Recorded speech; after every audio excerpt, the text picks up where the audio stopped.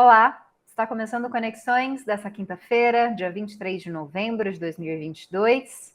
Eu sou a Camila Maia, uma mulher branca, de cabelos escuros, na altura dos ombros, olhos também escuros. Hoje visto uma camisa verde e estou sentada na redação aqui da TV UFG. Quem faz a interpretação para Libras nesse bloco é o professor Diego Barbosa. Ele é coordenador do LabTAV. Diego é um homem de pele clara, tem cabelos e olhos castanhos e usa uma barba cheia. Obrigada, professor Diego, por estar aqui conosco novamente. Antes da gente começar o programa, você já sabe que eu sempre faço uma recapitulação, uma revisão dos nossos diferentes canais de acesso à TV UFG. Você assiste a gente pelo 15.1 do Sinal Aberto, pelo 21 da NET Goiânia, também pelo site da TV UFG e pelo aplicativo que você pode baixar gratuitamente em celulares com modelo Android. É só procurar por TV UFG na sua loja virtual, baixar o aplicativo e assistir a gente ao vivo e até conversar também com a nossa produção, mandando sugestões de pauta, perguntas. Você também assiste o nosso programa pela transmissão simultânea no canal da TV UFG no YouTube e temos outras redes sociais também, onde você pode acompanhar o conteúdo da TV UFG, do Conexões, e mandar a sua contribuição para a gente. Nós temos TikTok, Twitter, Instagram, Facebook, só procurar por TV UFG que você encontra a gente. Bom, agora sim, vou começar a falar sobre algumas informações importantes, do Brasil e do mundo. Começo falando sobre o mercado de trabalho aqui no Brasil. Não é uma notícia muito boa. 7 em cada 10 brasileiros trabalhadores que estão no mercado de trabalho têm renda de até 2 salários mínimos. Isso segundo um levantamento feito no terceiro trimestre desse ano pela LCA Consultores, com base na Pesquisa Nacional por Amostra de Domicílios Contínua, a PNAD contínua do IBGE.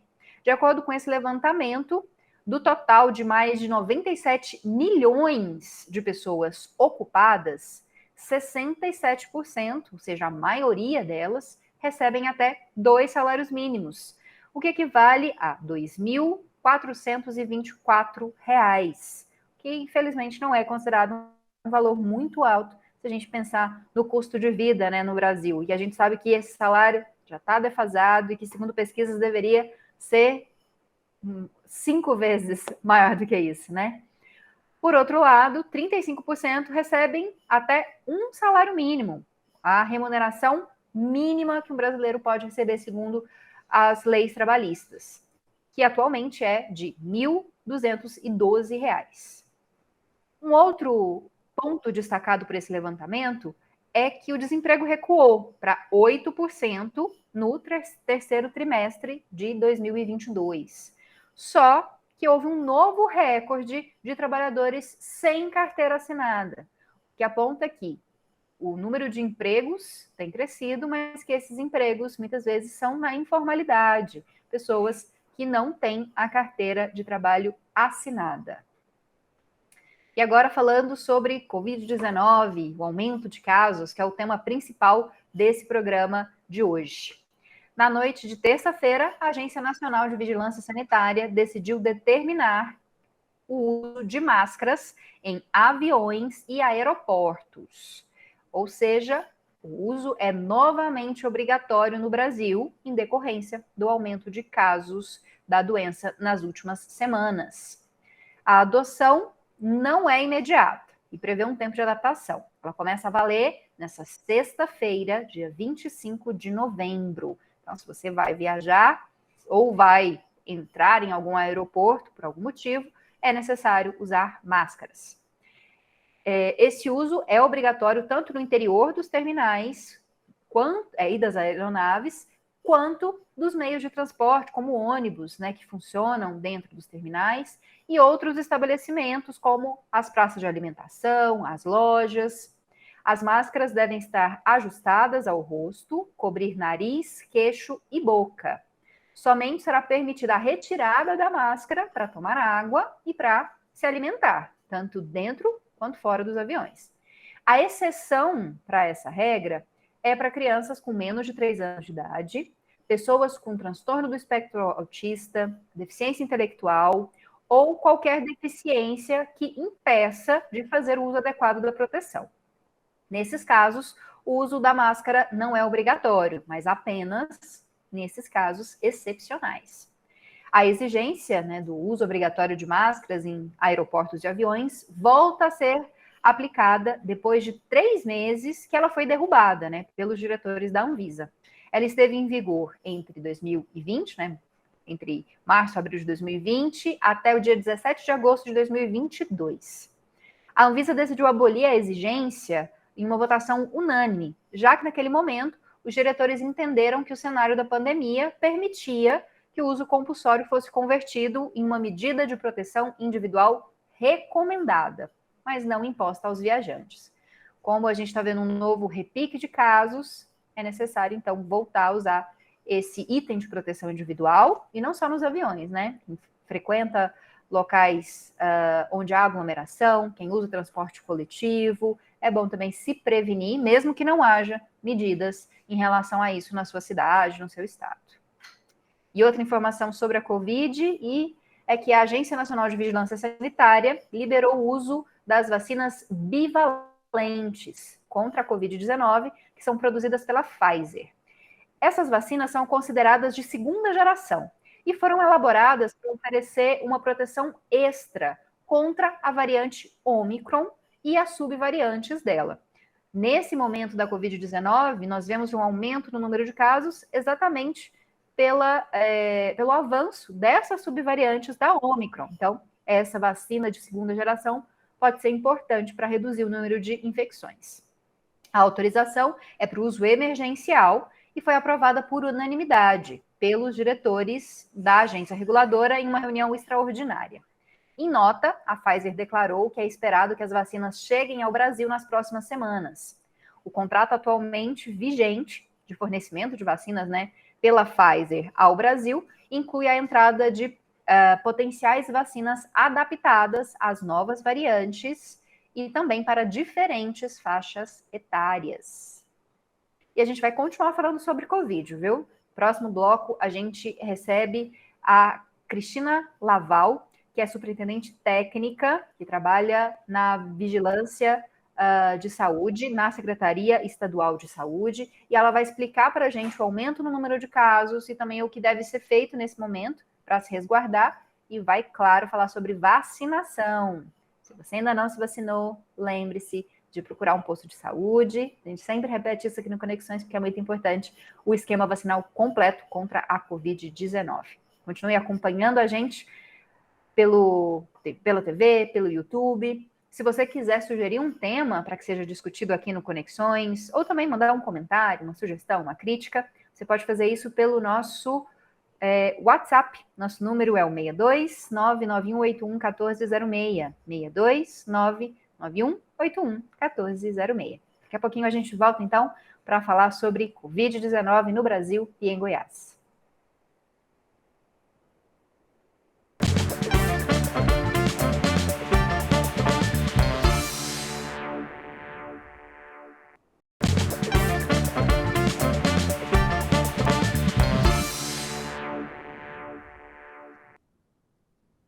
Estamos de volta com Conexões dessa quinta-feira, dia 23 de novembro de 2022, e o nosso tema principal do programa de hoje é o aumento de casos de Covid-19 em Goiás e no Brasil. Só para você ter uma ideia, os casos da doença dobraram em uma semana, isso na semana anterior a esta. E isso acendeu um alerta, claro, de uma nova onda da doença aqui no estado de Goiás.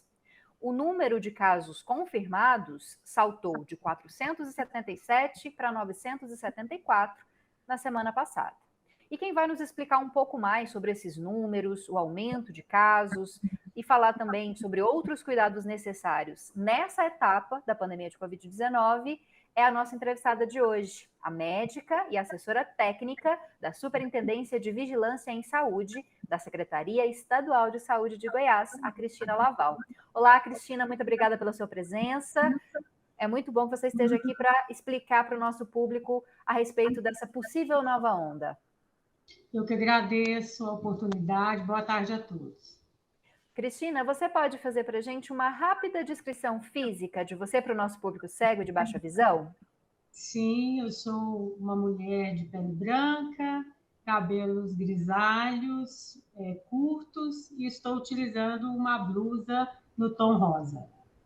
Bom, Cristina, primeiro, dá para a gente explicar quais seriam os motivos que têm causado esse aumento de casos nas últimas semanas? Provavelmente as pessoas já devem ter percebido isso na vida prática, né? Conhecidos, familiares ou elas próprias que tiveram resultado positivo de Covid nas últimas semanas, um número grande, né, de pessoas recebendo esse resultado. É uma entrada de uma nova variante? É porque a gente deixou de fazer todas as atitudes, né, de prevenção que a gente fazia inicialmente? Explica para a gente melhor, Cristina.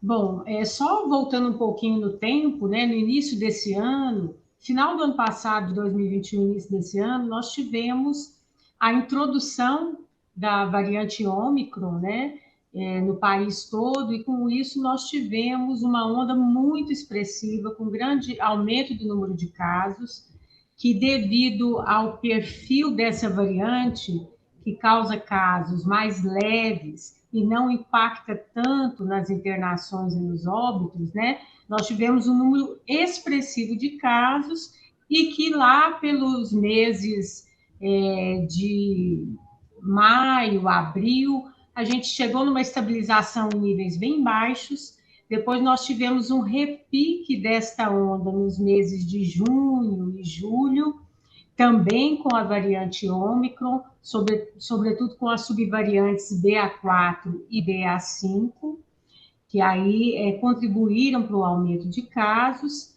também mais casos leves e ambulatoriais, não impactando tanto nas internações e nos óbitos. E no mês de setembro a gente assistiu um decréscimo muito importante desse número de casos, onde nós estávamos ficando aí entre 100 e 200 casos por semana até a primeira semana de novembro. Quando nós entramos agora em novembro, nós começamos a assistir a esse aumento dos casos confirmados. Como você bem disse no início, nós passamos de uma semana de 200 e poucos casos para outra um pouco mais de 500, depois para 1.500, e estamos nessa tendência de alta. Então, primeiro, esse cenário é impactado, sem dúvida nenhuma, pela circulação, sobretudo dessas variantes BA4 e BA5, e também temos no radar a entrada da BQ1, que é uma nova subvariante, né, que já circulou em outros locais do mundo e já chegou em outros estados aqui do país, e isso, aliado às baixas coberturas vacinais e ao relaxamento do uso da máscara, sobretudo, pode sim contribuir com essa tendência de alta. Cristina, e essa nova subvariante que ainda não tinha chegado e agora começou a contaminar mais pessoas aqui no estado, ela representa algum risco potencial a mais para quem for acometido pela Covid nesse momento? Ela tem um nível maior de perigo, não vou dizer periculosidade, palavra horrorosa, né? Mas ela tem um nível maior de gerar complicações e mortes? Essa variante, nós ainda não temos nenhum resultado que comprove que ela já está circulando no estado. Por isso que eu falei que esse cenário ele é impactado também pelo crescimento, né, e pela circulação, que essa com certeza nós temos, de outras duas subvariantes, que é a BA4 e a BA5. Elas começaram a circular lá pelos meses de maio, junho, quando a gente teve o repique nos meses de junho e julho, e que provavelmente elas ainda continuam circulando. Do ponto de vista de vigilância laboratorial, nós estamos enviando coletas para esses exames laboratoriais, mas ainda não tivemos nenhuma confirmação da circulação desta nova subvariante BQ1. Mas também é uma questão de tempo. Ela vai circular no estado com certeza, porque ela já chegou a outros estados brasileiros e ela vem circulando no mundo, né? E como ela é uma subvariante da variante Ômicron, ela tem mostrado o mesmo perfil, ou seja, tem uma alta transmissibilidade, então é fácil acometer várias pessoas com potencial grande de reinfecção. Ela pode ter um escape vacinal, né?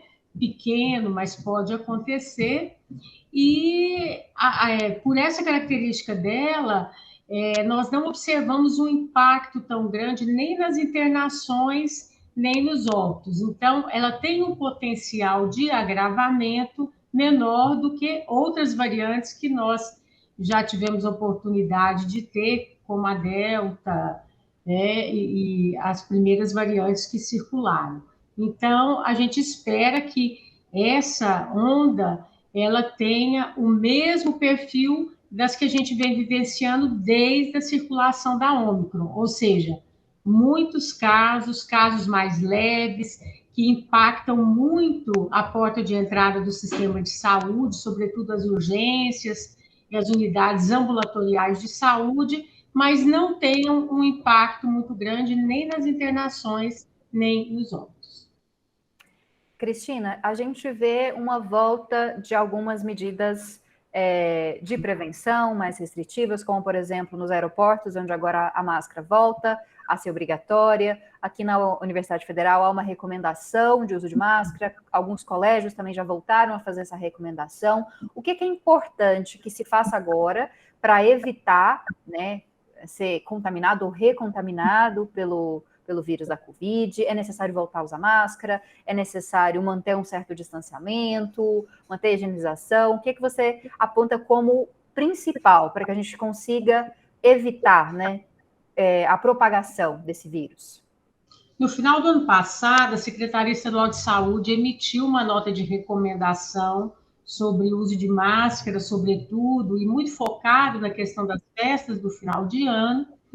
E quando nós tivemos uma nova onda nos meses de junho e julho, novamente nós reeditamos uma nota de recomendação, que hoje está disponível no site da Secretaria Estadual de Saúde, e que ela está sendo revisada agora também.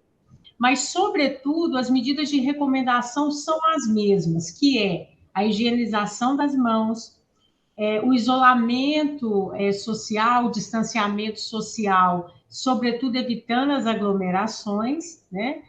E o uso de máscara e manter atualizado o cartão de vacina com relação às vacinas da Covid, e que aí, dependendo da faixa etária, você tem o esquema primário e os reforços a serem adotados. Então, essas são as principais medidas, né, nesse momento.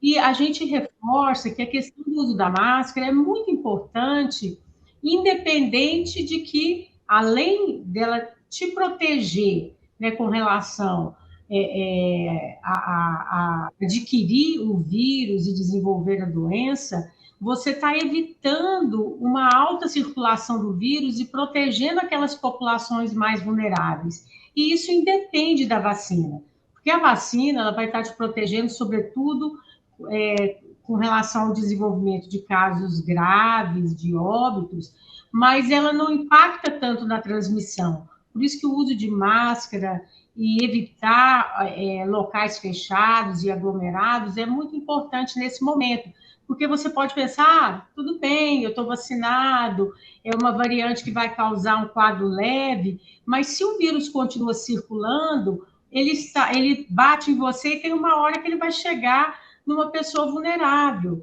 E quem são essas pessoas vulneráveis? Sobretudo são as pessoas não vacinadas, e hoje a gente tem uma preocupação muito grande com as crianças muito pequenas, que ainda não receberam a vacinação, são os idosos, sobretudo acima de 60 anos, as pessoas com comorbidades, as pessoas que têm doenças que levam à imunossupressão, gestantes. Então, é muito importante que a gente realmente evite a circulação do vírus. E o uso da máscara é um expediente extremamente importante. Então, mais do que pensar no individual, tanto a vacina quanto o uso de máscara são atitudes que coletivamente protegem a sociedade como um todo. Então, é muito importante a volta do uso de máscara, sobretudo para essas populações vulneráveis e para quando nós estivermos em locais de aglomeração, independente se são locais abertos ou fechados, e também em locais pouco ventilados. Então, imagina você, num transporte coletivo, né? Numa sala de reunião ou numa sala de aula onde você tem muitas pessoas e você está ali fechado no ar-condicionado, né? Nos ambientes de corredores de comércio, por exemplo, onde você tem um grande número de pessoas circulando. Então, é muito importante que nesses locais seja utilizada a máscara por todos. Volto a dizer, independe do seu status vacinal. O uso da máscara é para todos. Cristina, e existe algum risco maior para pessoas que se contaminam mais de uma vez com o vírus? Alguns estudos falaram de um risco maior numa segunda contaminação. Tem gente que já pegou Covid até mais de 2, né? 3. O próprio prefeito de Goiânia já recebeu alguns diagnósticos positivos, né, para Covid. Há estudos que apontam isso, riscos maiores para recontaminação? Olha, nós não temos estudos ainda definitivos, né? O que a gente sabe, sobretudo da Omicron, é que existe um potencial maior das pessoas se reinfectarem, né?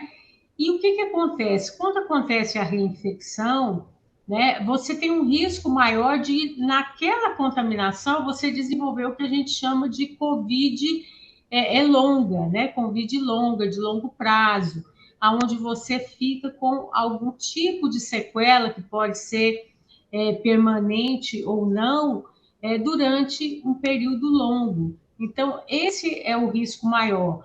E com relação a essa Covid longa, né, ainda a gente carece de estudos até para entender melhor os mecanismos, né, que levam à permanência desses sintomas e o que de fato eles causam a longo prazo no organismo, já que nós estamos com 2 anos de pandemia, né, indo aí para o fechamento do 3º ano, e do ponto de vista de ciência, ainda é um tempo curto para a gente fazer uma análise dessas consequências da doença.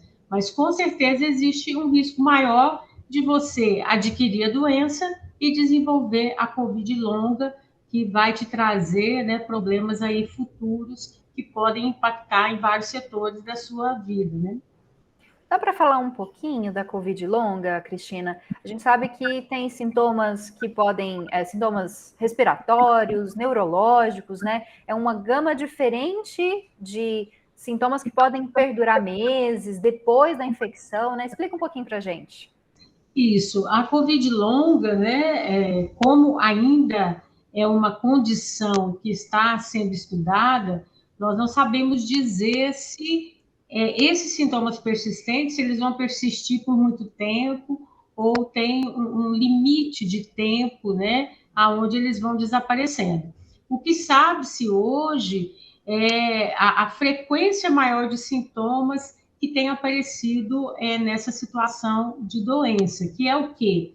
Sobretudo as alterações, né, do palato, do olfato, uma falha de memória, né, com relação a algumas situações onde você tem um lapso ali extemporâneo de memória e que atrapalham, né, na sua vida cognitiva, falta de ar, né, que é uma dificuldade respiratória persistente, mesmo que você não tenha mais nenhuma sequela visível pulmonar. Então, esses são os principais sintomas, esse cansaço prolongado, né, e essas alterações neurológicas, né, que podem ser alterações locais, como eu falei, que levam à alteração do olfato, do paladar, e alterações mais do sistema nervoso central, que levam a esses lapsos de memória, dificuldade de concentração, que podem persistir durante algum tempo. E em relação à vacina, Cristina, queria que você ressaltasse para a gente, né? Você falou disso como uma forma, né, de reduzir riscos, né, reduzir sequelas da Covid, mas queria que você ressaltasse novamente a importância de tomar as doses, né, disponíveis da vacina. Se desse para explicar também, né, quais são os públicos diferentes. Há um público que já tomou a quarta dose, ou já deveria ter tomado a quarta dose, público que tem 3 doses, crianças também tem um sistema diferente, né? Explica para gente. Isso que você está falando é extremamente importante, porque para cada público você tem um esquema vacinal hoje que você considera a pessoa devidamente vacinada ou não. E aí, isso é muito preocupante, porque nós sabemos que com as vacinas disponíveis, com o passar do tempo, os anticorpos protetores vão perdendo a sua força. E, sobretudo, em pessoas mais idosas, acima dos 70, 75 anos, independente do tipo de vacina que ela utilizou, qual laboratório, né, o produtor dessa vacina, já existe uma queda desses anticorpos protetores de forma mais rápida, né? Então, é muito importante que as pessoas estejam atentas, porque às vezes ela fala, já tomei 2 doses, já tomei 3 doses, acha que está protegida, mas ela deixou de tomar um segundo reforço ou uma dose que estava prevista, e isso, com certeza, com o passar do tempo, a deixa como uma pessoa mais vulnerável. Então, hoje, o que nós temos, né? Crianças de 6 meses até menores de 3 anos, né? Que são crianças de 2 anos, 11 meses e 29 dias, que foi a última vacina a ser introduzida, né? Chamada de Pfizer Baby, ela precisa fazer um esquema básico de 3 doses vacinais. Já o público de 3 anos até 11 anos, que é 11 anos, 11 meses e 29 dias, ele precisa estar com 2 doses do esquema principal, né? E 2 doses do esquema principal. Pessoas de 12 anos completos até 29 anos, 11 meses e 29 dias, ele precisa ter as 2 doses do esquema principal mais um reforço. Então, ou seja, de 12 até 30 anos incompletos, ele precisa estar com as 2 doses mais um reforço. De 30 anos acima, seriam as 2 doses do esquema principal e mais os 2 reforços, certo? Para que a pessoa, então, seja considerada completamente vacinada para o cenário epidemiológico e para as vacinas disponíveis que nós temos hoje. E ainda tem um grupo que a gente pode chamar a atenção, que são as pessoas que têm algum quadro de imunossupressão, ou porque fazem tratamento de câncer, ou porque tem alguma doença autoimune, ou porque convivem com HIV. Então, essas pessoas, elas precisam, além do esquema básico, de uma dose adicional que já foi feita algum tempo atrás, elas precisam também dos 2 reforços.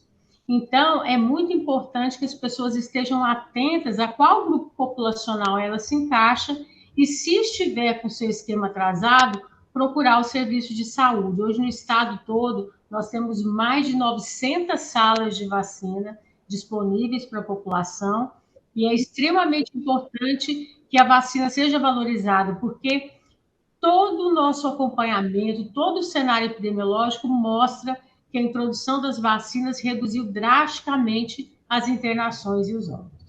Cristina, só para salientar, não tem mais fila, não tem mais diferenciação por faixa etária, né?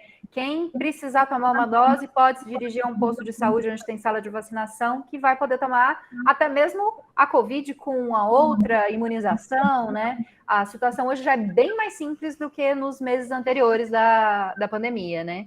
Sim, no início nós trabalhávamos com um quantitativo muito reduzido de vacinas, então isso dificultava bastante a logística, né?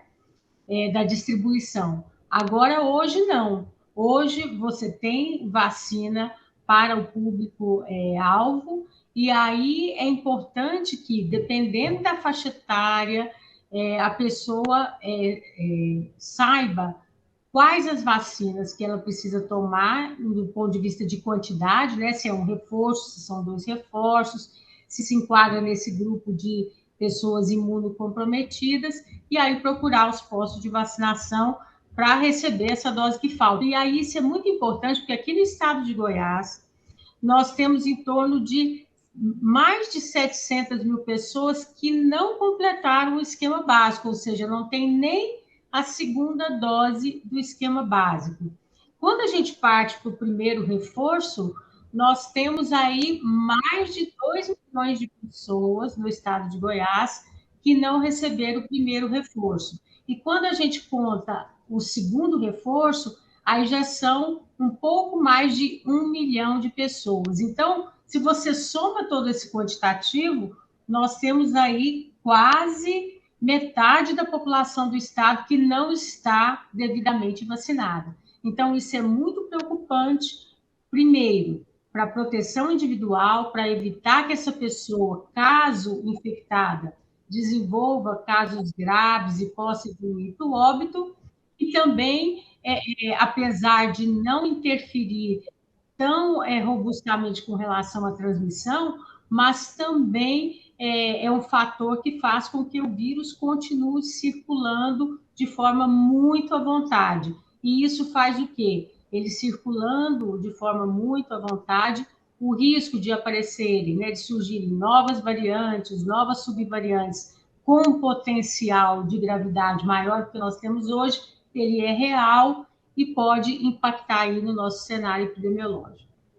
Só para terminar, Cristina, a Anvisa já liberou o uso de vacinas bivalentes, né? Que seriam mais eficazes para essas novas subvariantes. Já existe alguma perspectiva do Ministério da Saúde disponibilizar essas doses? Essas doses vão ser direcionadas para um público específico? Tem algo que a gente possa dizer? É muito recente, né, a liberação, mas talvez a gente possa contar alguma coisa para o nosso público já. Nós estávamos na torcida para que houvesse a liberação do uso emergencial, né, que aconteceu agora ontem, né, praticamente pela Anvisa.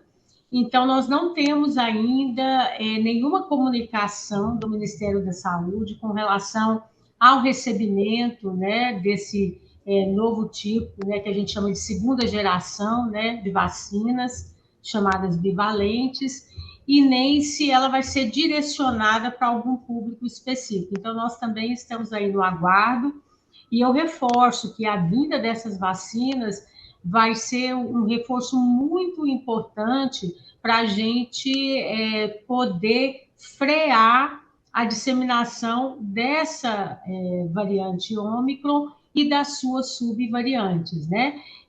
Apesar da gente saber que as vacinas hoje disponíveis, elas também protegem contra essa variante, mas se você tem na composição da vacina especificamente essa cepa dessas variantes, como a Ômicron e as suas subvariantes, essa proteção aumenta em potencial e traz uma garantia maior, né, de você ter um cenário epidemiológico mais favorável. Tá certo, Cristina. A gente conversou com a Cristina, que é superintendente técnica da Suvisa, né, da Secretaria Estadual da Saúde aqui de Goiás. Obrigada pelos seus esclarecimentos. Espero que as pessoas que não foram tomar vacina se encaminhem para um posto de vacinação, que é muito importante ter o esquema vacinal completo. Obrigada, Cristina. Eu que agradeço a oportunidade. Lembrando, higienizar as mãos, evitar aglomeração, utilizar máscara e colocar em dia o seu cartão de vacinação. Com essas 4 atitudes, com certeza a gente vai passar por esse repique aí de uma forma muito mais tranquila. Tá? Obrigada pela oportunidade. E antes de despedir de você que está aí com a gente para o próximo bloco, eu vou agradecer ao Diogo Marques, que fez a interpretação para Libras neste bloco. O Diogo, que é um homem de pele parda, tem cabelos e olhos castanhos e que não usa barba. Ele é um dos integrantes do LabTAF. Daqui a pouco a gente volta com informações sobre cultura, também sobre educação. Então não sai daí, Conexões volta rapidinho.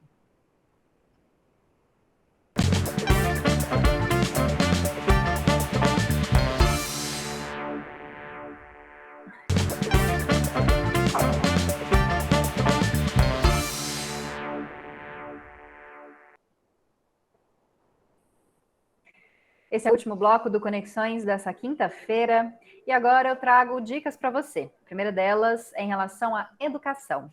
O governo de Goiás abriu já os pedidos de matrícula na rede pública estadual para o ano que vem. Os interessados devem fazer a solicitação até o dia 11 de dezembro, pelo site que você vê aqui na tela e que eu vou falar para você.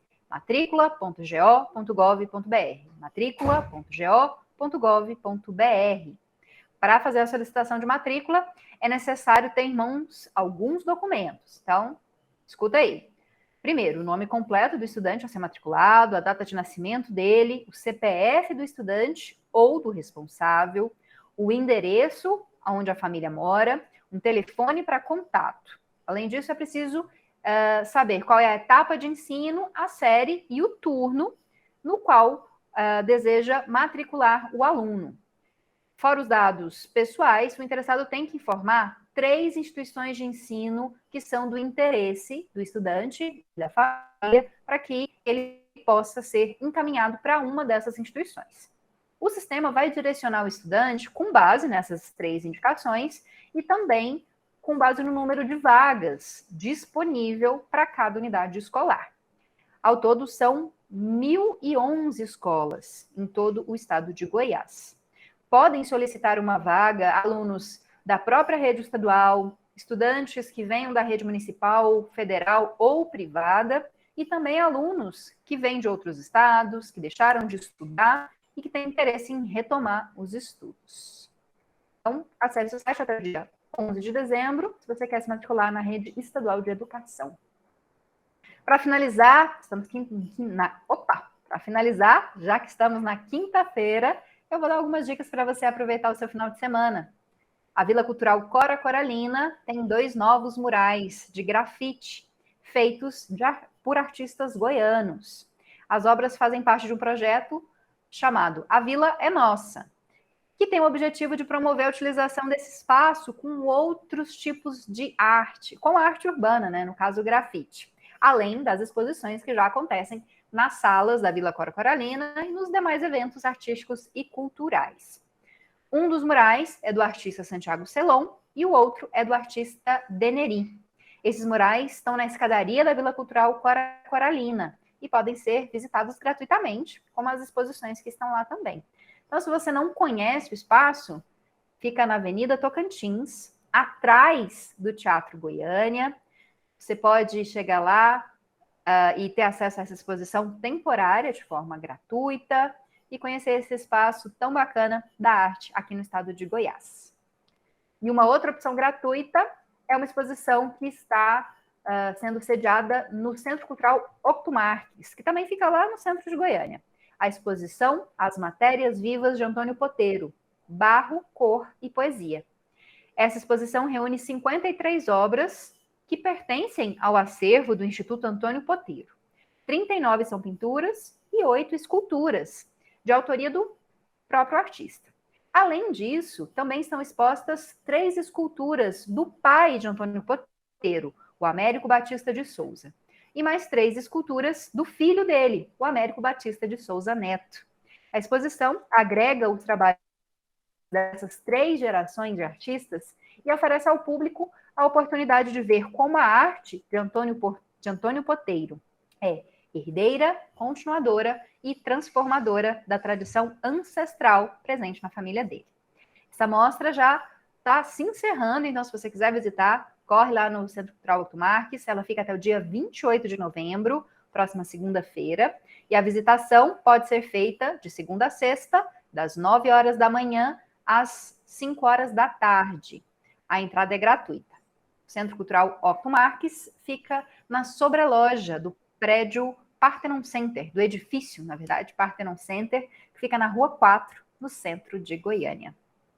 E é com essas dicas para você conhecer e aproveitar opções no centro da capital que eu me despeço do Conexões de hoje. Muito obrigada pela sua companhia, pela sua audiência e te espero novamente às 4h30 da tarde, quinta-feira que vem. Tchau!